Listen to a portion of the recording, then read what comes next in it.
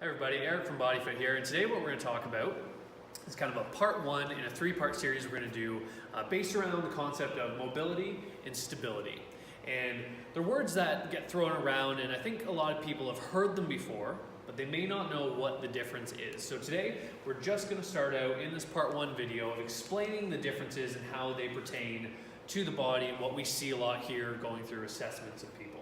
So there is a clear difference. Mobility relates to movement, in particular a joint's ability to move through a range of motion.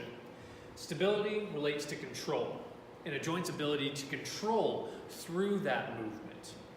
So if you have a look at the skeleton here, all the joints in the body can be thought of in one of two ways: a mobile joint or a stable joint. And I've highlighted them here on the skeleton and listed them out here. So mobile joints, joints that we want to have a lot of good quality range of motion in: the neck, the T-spine, shoulder, wrist, hips, and ankle. So those joints, we want a lot of good quality range of motion. On the flip side, joints that we want to be really stable, have a lot of really good stability to them: the scapula, elbow, the lumbar spine, the knee, and the foot. So those joints, we don't want a lot of movement in them. We want them to be nice and stable, nice and strong. And what we see here, oftentimes when I assess people, is these things get flipped around a little bit. Joints that should be mobile are oftentimes very stable and restricted.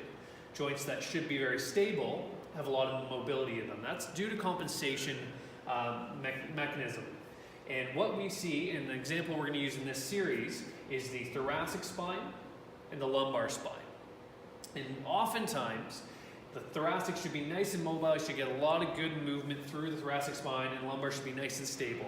We see it reverse in a lot of people, where they don't have the mobility in their thoracic spine, spend a lot of time in this position, gets really mucked up and restricted, and they create false mobility in the lumbar, which can lead to low back injury, low back pain, which we want to avoid.